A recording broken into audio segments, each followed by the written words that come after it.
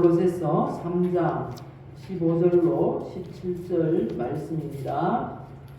그리스도의 평강이 너희 마음을 주장하게 하라. 너희는 평강을 위하여 한 몸으로 부르심을 받았나니 너희는 또한 감사하는 자가 되라.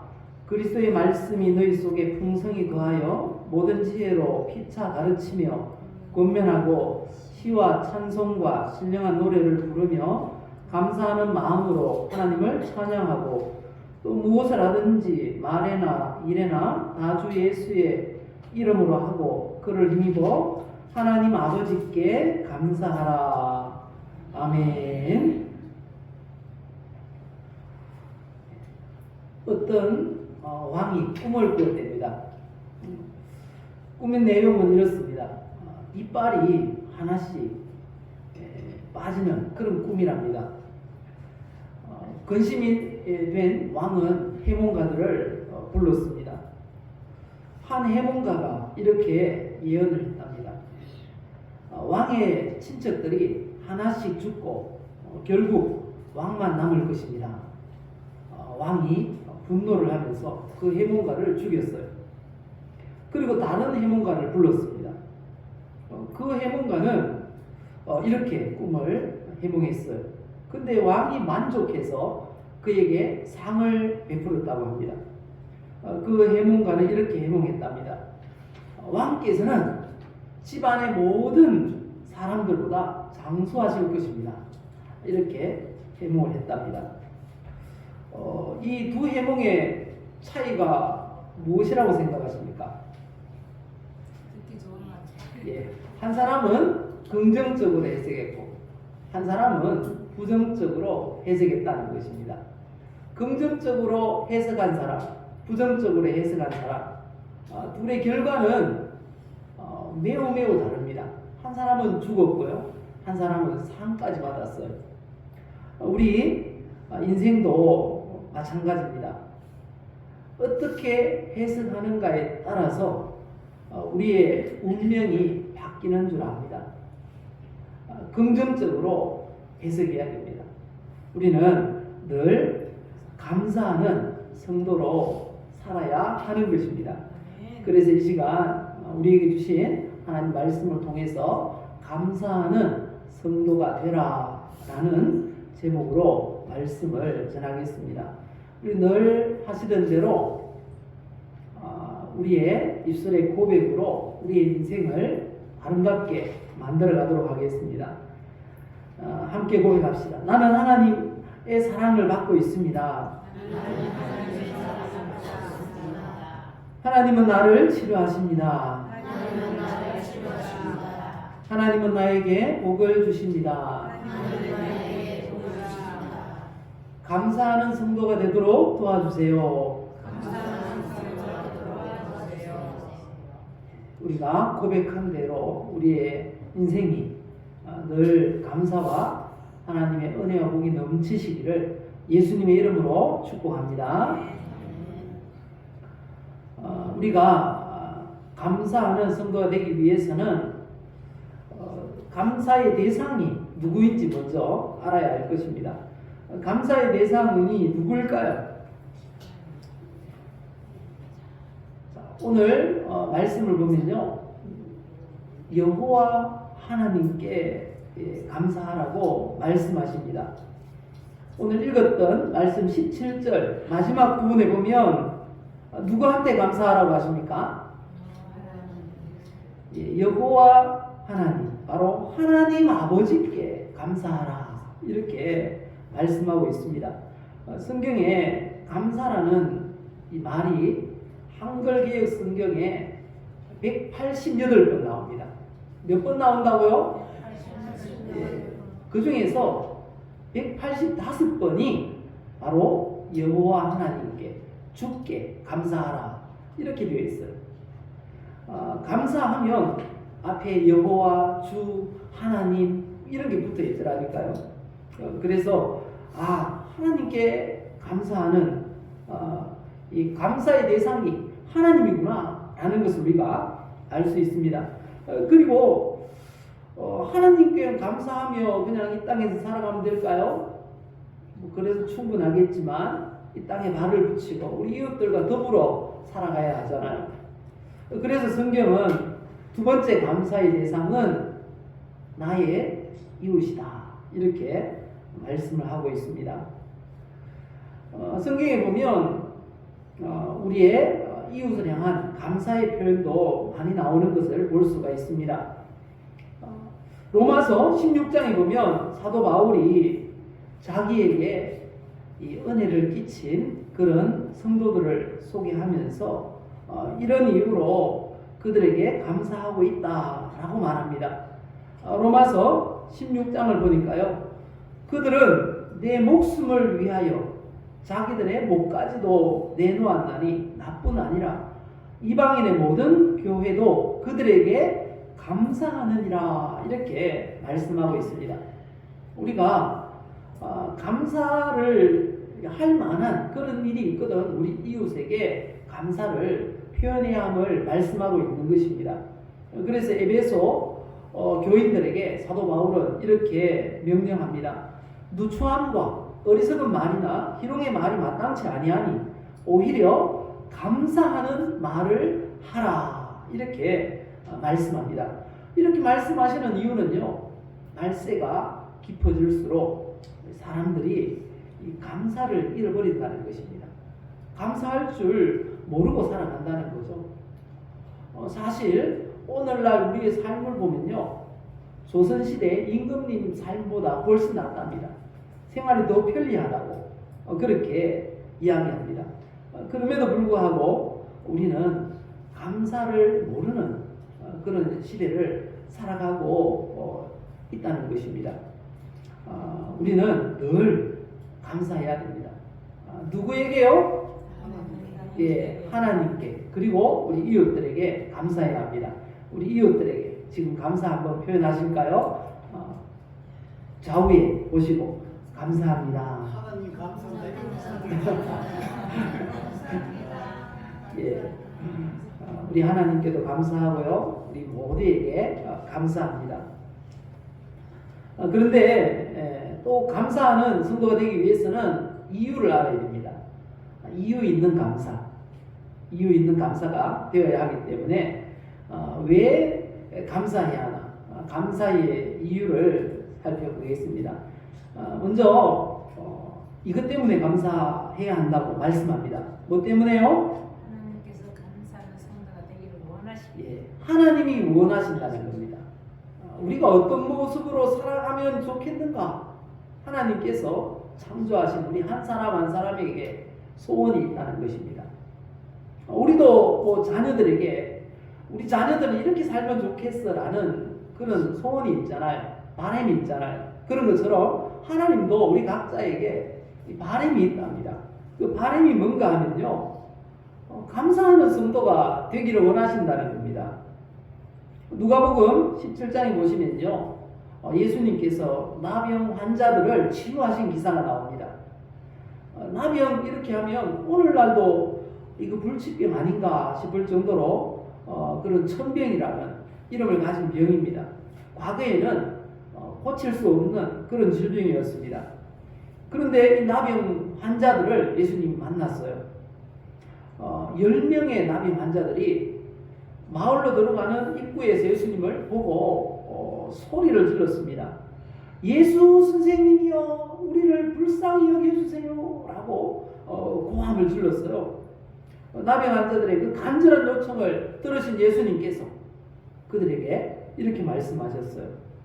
가서 제사장들에게 너희 몸을 보여라. 이 모든 질병은 의사가 고치고 또 나았다고 판단하지만 이 나병은 하늘에서부터 오는 병이라고 생각했어요. 그래서 제사장들이 그 병에 대해서 알아요. 고칠 수 없는 병이니까 그렇지만 나을 수도 있었어요. 그래서 환자인지 병이 나았는지 판단은 제사장이 했습니다. 그래서 예수님은 제사장들에게 가서 몸을 보이라 이렇게 하신 겁니다. 그 말을 믿고 이 10명의 나병 환자들이 제사장에게로 가고 있었어요. 그런데 어느 순간 보니까 자신들의 그 나병이 깨끗하게 다 나았어요. 그런데 그 10명의 이 병고침을 받은 사람들 중에 딱 한 명이 예수님께 보러 왔어요. 그래서 넙죽 엎드리면서 감사합니다 표현했습니다. 그때 예수님께서 이렇게 말씀하셨어요. 10사람이 다 깨끗함을 받지 아니하였느냐? 그 9은 어디 있느냐? 이 이방인 외에는 하나님께 영광을 돌리러 돌아온 자가 없느냐? 이렇게 말씀하셨어요. 예수님이 섭섭해 하시더라니까요. 감사하지 않는 그 모습을 보고 섭섭해 하시는 그런 모습을 볼 수가 있습니다. 하나님께 감사하는 성도가 되시기를 바랍니다. 오늘 본문에도 그렇게 말씀하시잖아요. 15절에 보면 감사하는 자가 되라 이렇게 말씀합니다. 이 사도 바울도 하나님께 감사하는 것을 원하신다는 그런 말씀을 우리에게 와닿도록 이렇게 표현하고 있습니다. 잘 아는 말씀일 텐데요. 같이 읽어봅시다. 범사에 감사하라. 이것이 그리스도 예수 안에서 너희를 향하신 하나님의 뜻이니라. 감사하라고 하십니다. 근데 어떤 일에 감사하라고 하십니까? 범사요. 예, 범사. 범사가 무슨 뜻인지 잘 아시죠? 예, 모든 일입니다. 모든 일. 모든 일에 감사하라. 우리에게 명령합니다. 왜 그렇게 모든 일에 감사해야 될까요? 그게 하나님의 뜻이기 때문에. 하나님의 소원이 우리가 감사하며 사는 거랍니다. 우리 하나님의 소원 한번 들으십시다. 또 한번 인사합시다. 주변에 보시고 감사합니다. 두 번째, 꼭 감사해야 될 이유가 있습니다. 이유 있는 감사. 왜 감사해야 될까요? 예, 감사할 때 더 건강하고 더 행복한 인생을 살 수 있기 때문입니다. 우리가 1분간 기뻐하고 감사하면요, 우리 몸을 약 24시간 하루 동안 건강하게 하는 면역체가 생성이 된다고 합니다. 그런데 반대로 1분간 화를 내면요 6시간 동안 우리의 몸을 지켜주는 면역체가 파괴된답니다. 그래서인지 병원에 가면요 이 감사 치료법이 있다고 합니다. 환자들에게 이 감사 노트를 만들어서 기록하게 한다는 것입니다. 그동안 감사할 그런 제목이 있다면 모조리 적어보라고 그렇게 이야기를 한답니다. 그렇게 하는 동안 병이 낫는데 감사할 게 많은 걸 발견할 때 병이 치료되더라는 것입니다. 그리고 이 감사할 줄 아는 사람은 어떤 환경 속에서도 행복한 삶을 살 수 있어요. 하지만 불평하고 원망하는 사람은 아무리 좋은 환경 속이라서라도 불행한 삶을 살 수밖에 없다는 것입니다. 직장에서도 감사할 줄 아는 사람이 행복하게 직장생활을 할 수 있습니다. 가정에서도 마찬가지죠. 부부간에도 사소한 일에 서로 감사할 때 행복한 부부가 될 수가 있는 것입니다. 지금 옆에 남편이나 또 아내가 앉아 계시다면 꼭 표현하시기 바랍니다. 우리 또 가족이 함께 있지 않더라도 또 한 번 더 표현합시다. 우리가 표현할 때 몸이 막 건강해진다는 거예요. 한번 표현합시다. 감사합니다. 예, 우리 몸이 막 지금 낫는 것 같아요.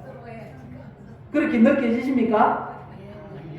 우리 하나님께서 이 시간 감사합니다 고백하며 하나님께 영광 돌리는 모두에게 치료의 역사가 일어날 수 있기를 예수님의 이름으로 축복합니다. 그리고 세 번째, 감사의 이유가 있습니다. 무엇입니까? 하나님의 부르심을 받았기 때문입니다. 오늘 본문 15절을 보시면요, 그리스도의 평강이 너희 마음을 주장하게 하라. 너희는 평강을 위하여 한 몸으로 부르심을 받았나니 라고 말씀하시면서 너희는 또한 감사하는 자가 되라 말씀하십니다. 여기서 감사의 이유가 무엇인가 하면요, 예수님의 지체 중에 한 부분으로, 몸에 붙어있는 지체 중에 한 부분으로 부르심을 받은 것에 감사하라고 우리에게 말씀하고 있습니다. 우리가 감사해야 될 이유가 있어요. 하나님이 우리를 부르셨는데요, 우리가 어디가 예뻐서 부르신 게 아니래요. 무엇인가 잘해서 부르신 것도 아니랍니다. 우리를 언제 불렀는가 하면요, 이럴 때 불렀답니다. 로마서 5장 8절 보시면요, 언제 우리를 부르셨다고요? 죄인으로 있을 때. 우리가 무엇인가 하나님 앞에 선한 뜻을 품고 그렇게 있을 때 부르신 게 아니라는 거예요. 죄인으로 있을 때.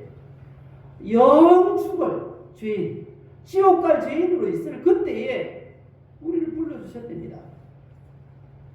그리고 하나님께서 우리를 언제 부르셨는지 아십니까? 예, 우리가 태어나기도 전에 벌써 우리를 부르시기로 선택하셨답니다. 그러니까 우리의 행위에 의해서 우리가 구원받은 게 아니라는 거죠.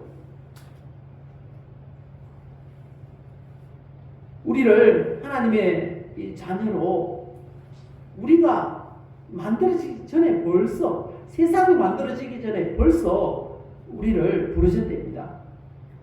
에베소서 1장 4절에 말씀하시죠. 창세 전에, 세상이 만들어지기 전에 그리스도 안에서 우리를 택하사 선택하셨다는 것입니다. 예수 믿도록 하기 위해서 우리를 언제 부르셨다고 말씀하세요? 네, 창세 전에. 그런데 왜 부르셨을까요? 왜 부르셨는가 하면요, 오늘 본문 15절을 보면 평강을 위하여 라고 하십니다. 평강을 위하여. 이 평강이 이 헬라어로 기록되어 있는 성경에는 에이레네라고 되어 있고요, 히브리어에서는 평강이 샬롬입니다. 샬롬. 샬롬이나 이 에이레네의 원래 의미가 뭔가 하면요, 평화입니다. 평화. 평화인데 어떤 평화인가 하면요, 하나님과 나와의 평화. 하나님과 나 사이의 중간에 막힌 죄의 담이 없어요. 그래서 하나님께서 막 부어주시는 복을 받을 수 있는 그런 평화. 하나님과 막힌 게 없는 그런 평화. 이웃 간에 또 막힌 게 없어요. 그리고 물질과 막힌 게 없어요. 그런 평화. 그리고 건강. 우리 몸에 건강과 막힌 담이 없어요. 그런 평화. 한마디로 말하면 만사형통인 거예요. 우리에게 만사형통 주시려고 우리를 부르셨답니다. 언제요? 창세전에. 우리가 아직 죄인으로 있을 때 우리를 부르셨다고 말씀하십니다. 우리를 부르신 이유를 예수님은 또 이렇게 말씀하세요. 내가 온 것은 양으로 생명을 얻게 하고 우리를 구원하시고 더 풍성히 얻게 하여 하심이라, 이렇게 말씀하십니다. 그래서 우리 하나님께서 우리에게 이런 삶을 원하신답니다. 요한 3서 1장 2절을 보시면요, 우리 한번 읽어볼까요? 사랑하는 자여, 내 영혼이 잘된 같이 내가 범사에 잘되고 강건하기를 내가 간구하노라. 우리 하나님께서 우리에게 이걸 원하신답니다. 왜요? 이것 때문에 우리를 부르셨기 때문이라고 그렇게 말씀하고 있습니다. 감사하시기 바랍니다. 이 자리에서 예배 드리는 자체가 감사예요. 감사. 그리고 네 번째 감사의 이유, 우리의 일상을 하나님께서 항상 지켜주시기 때문에 감사해야 합니다. 하나님이 나를 언제 지켜줬다는 거야? 또 이렇게 생각하는 분이 계실지 모르겠어요. 근데 하나님은 보이지 않게 우리를 지켜주신다고 성경에 말씀하세요. 하나님께서 우리를 지키시고 보호하시는 방법은 이렇답니다. 눈에 띄게 그렇게 지켜주시지 않는답니다. 신명기 32장에 보면 이런 말씀이 있습니다. 여호와께서 그를 황무지에서 짐승이 부르짖는 광야에서 만나시고 호위하시며 보호하시며 자기의 눈동자같이 지키셨도다. 우리를 아주 세심하게 그렇게 지키신답니다. 그런데 어떤 방식으로 지키는가 하면요, 마치 독수리가 자기의 보금자리를 어지럽게 하며 자기의 새끼 위에 너풀거리며 그의 날개를 펴서 새끼를 받으며 그의 날개 위에 그것을 엎는 것 같이 그렇게 우리를 지키시고 보호하신답니다. 독수리가 새끼들을 양육하는 방식을 이 한 구절에서 묘사하고 있는데요. 여러 번 말씀을 드렸는데 이 독수리가 아주 높은 바위 꼭대기에 둥지를 짓는다고 합니다. 그런데 둥지의 재료는 아주 거친 가시랍니다. 가시를 가지고 물어다가 그렇게 집을 짓는데요. 짓고는 그 뾰족한 가시를 풀로 덮는답니다. 왜냐하면 새끼를 이렇게 양육하기 위해서. 그리고 그 둥지에서 태어난 새끼들이 이제 이 날개가 조금 힘이 생길 때쯤 되면은 밀쳐서 떨어뜨린답니다. 둥지에서 떨어뜨리는데 이렇게 부리로 떨어뜨리는 게 아니고요. 그 풀숲을 다 내버린답니다. 내버리면 가시만 남게 돼요. 가시만 남는데 이 새끼들이 앉으려고 하면 농침하는 거예요. 그러니까 보둥보둥 하다가 떨어진다는 거예요. 떨어지면 그걸 지켜보고 있다는 겁니다. 지켜보고 있어요. 근데 떨어지는 독수리는 지금 어떻게 하겠습니까? 막 살려고 사력을 다해서 날개질을 한다는 거예요. 하지만 날 수가 없어요. 아직 덜 자랐어요. 그 모습을 지켜보고 있다가 떨어질 때쯤 되면은 쏜살같이 내려가서 그 떨어지는 새끼를 받는다고 합니다. 그렇게 또다시 올려놓아요. 그러면 또 조금 쉬려고 앉으면 또 똥침하는 거예요. 그럼 또 떨어진다는 거죠. 그러면 또 쏜살같이 달려가서 받아준다는 겁니다. 마치 독수리가 자기 새끼를 양육하는 것처럼 하나님께서 그의 백성들, 바로 저와 여러분을 그렇게 지키시고 보호하신다고 말씀하고 있는 것입니다. 그래서 살아가다 보면 종종 오해할 때가 있어요. 예수님 믿는데도 세상 사람들에게 일어나는 그런 일들 나에게도 일어나네. 병도 걸리고 또 때로는 사고도 나고 고통스러운 일도 있고 왜 그런 거야? 하나님이 살아계시다면 왜 그런 거야? 이렇게 생각할 수 있다는 거죠. 근데 하나님의 보호하시는 방식이 그렇다는 거예요. 그렇게 어려운 일들을 통해서 어떻게 될까요? 독수리가 떨어지면서 막 살려고 날개질 할 때 힘이 생기는 거예요. 그래서 어른 독수리가 되었을 때는 천하무적인 거예요. 이 하늘의 제왕이 되는 그런 역사가 일어나는 것처럼 우리에게도 마찬가지입니다. 우리 사랑하는 우리 성도님들, 하나님의 보호하심을 믿을 수 있기를 예수님의 이름으로 축복합니다. 그렇게 보호하시는데 또 천군 천사를 통해서도 우리를 보호하신다고 말씀하세요. 히브리서 1장 14절 보면 모든 천사들은 우리는 섬기는 영으로서 구원받을 상속자들을 위하여 섬기라고 보내심이 아니냐 이렇게 되어 있습니다. 우리를 섬긴답니다. 위급할 때에는 천사들을 보내서 섬긴다 말씀하십니다. 우리가 감사하시기를 바랍니다. 항상 하나님께서 우리를 세심하게 살피시고 보호하시고 인도하시는 줄 믿습니다. 그리고 다섯 번째 감사의 이유가 있습니다. 현재까지 나를 도우셨기 때문에 지금까지 우리 하나님 도우신 줄 믿습니다. 사무엘상 7장 12절에 이 사무엘 선지자가 고백했습니다. 에베네셀이라고 돌을 세우며 고백했는데요. 여기까지 나를 도우셨다라고 고백하면서 이 도움의 돌이라는 기념비를 세웠던 것을 기록하고 있는 내용입니다. 어떤 분들은 그런 말씀을 하실 때가 있어요. 살다가 보면 힘든 일, 아픈 일, 고통스러운 일을 만나게 됩니다. 이런데 내가 감사해야 됩니까?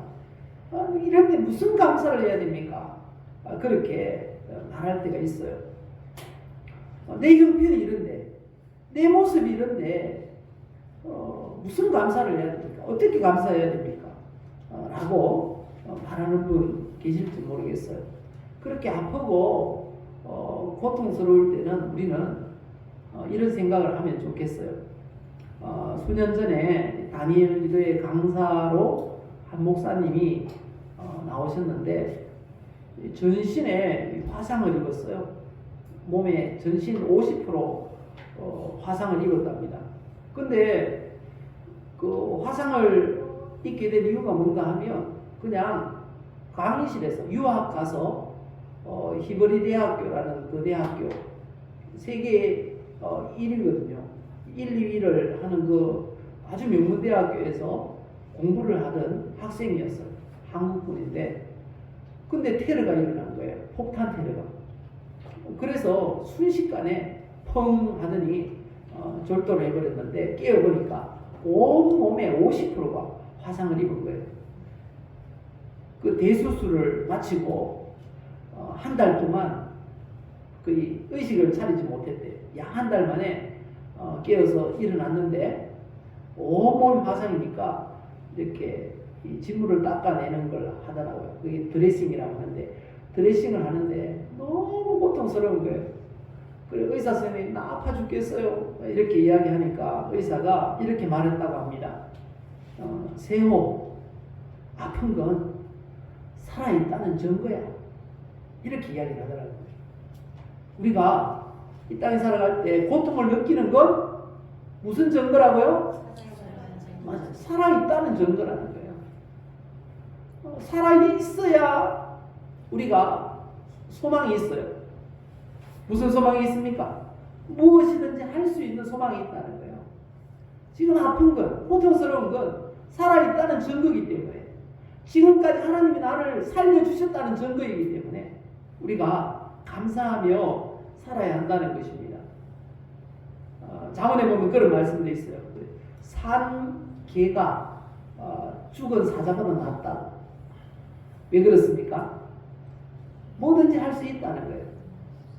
죽은 이후에는 할 일이 없어요. 우리가 지금까지 살아온 것도 우리가 잘나서 살아왔을까요? 아니라는 거예요. 우리 하나님께서 우리에게 능력을 주셨기 때문에 우리가 살아왔다고 말씀하세요. 신명기 8장에 보면 내 하나님 여호와를 기억하라. 왜 기억하라고요? 네게 재물 얻을 능력을 주셨기 때문이라 말씀하십니다. 지금까지 우리가 살아있도록 도우신 분이 하나님인 줄 믿습니다. 마지막 6번째 감사의 이유. 왜 감사해야 됩니까? 하나님께서 우리가 기도할 때마다 가장 좋은 응답 주시고 가장 좋은 길로 인도하시기 때문입니다. 기도하라고 하시는데 그렇게 성경에도 말씀하시고 또 강단에도 기도하십시오 많이 그렇게 외치지 않습니까? 그런데 우리가 알아야 될 중요한 사실이 있어요. 기도가 먼저일까요? 기도의 응답이 먼저일까요? 네. 성경에 보면 아주 중요한 답을 하고 있어요. 예를 들어 보면 이런 거예요. 명절이 되면 특히 설명절 때는 뭐 자녀 손주들에게 세뱃돈을 주려고 준비해 놓고 뭐라고 합니까? 자녀 손주들 오면 자 이제 세배해야지 그렇게 하죠. 하나님이 그렇게 하는 거예요. 하나님 응답을 준비해 놓고 기도해야지 이렇게 말씀하신다는 거예요.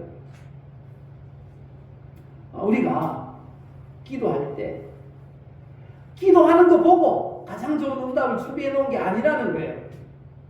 하나님이 미리 가장 좋은 응답 준비해 놓으시고 기도하라고 말씀하신다는 것입니다. 그래서 우리가 받는 기도의 응답은 어떤 것입니까? 가장 좋은 거예요. 가장 좋은 거. 미리 하나님이 준비해 놓으신 거예요. 믿으십니까? 예수님도 그래서 응답이 이루어지지 않았는데 먼저 그렇게 감사의 고백을 하신 걸 볼 수 있어요. 요한복음 11장에 그렇게 말씀하세요. 요한복음 11장 돌을 옮겨 놓았어요. 나사로가 죽은 지 4일이 지났는데 막 썩어서 냄새가 나는데 예수님이 돌을 옮겨 놓으라 해서 옮겨 놓았습니다.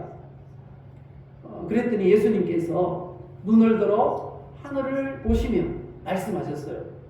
아버지여 내 말을 들으신 것을 감사하나이다. 아직 나사로가 살아나지도 않았는데 하나님 감사합니다. 이렇게 하더라는 거예요. 기도의 응답이 우리에게 오지도 않았는데 우리가 하나님 감사합니다. 이렇게 한다면 이런 응답이 나사로가 부활하는 것과 같은 응답이 우리에게도 나타날 줄 믿습니다. 하나님 앞에 먼저 감사하시기 바랍니다. 감사하며 우리 하나님께서 가장 좋은 응답 예비하신 거 주세요. 왜 미리 다 가장 좋은 응답을 준비해 놓으셨는가 하면요. 시편 139편에 보면 하나님이 다 아신대요. 우리의 모든 일생을 우리가 살아보지 않은 미래 일들까지도 하나님이 다 아신다는 겁니다. 그래서 하나님은 가장 좋은 응답을 우리 각자에게 가장 좋은 응답을 준비해 놓으실 수 있고 우리가 기도할 때 그것을 부어주실 수 있는 것입니다. 감사하는 성도가 되시기를 예수님의 이름으로 축복합니다. 감사하시기 바랍니다. 어떻게 하면 우리가 계속해서 감사하는 생활을 할 수 있을까? 간단하게 몇 가지 살펴보고 말씀을 마치도록 하겠습니다.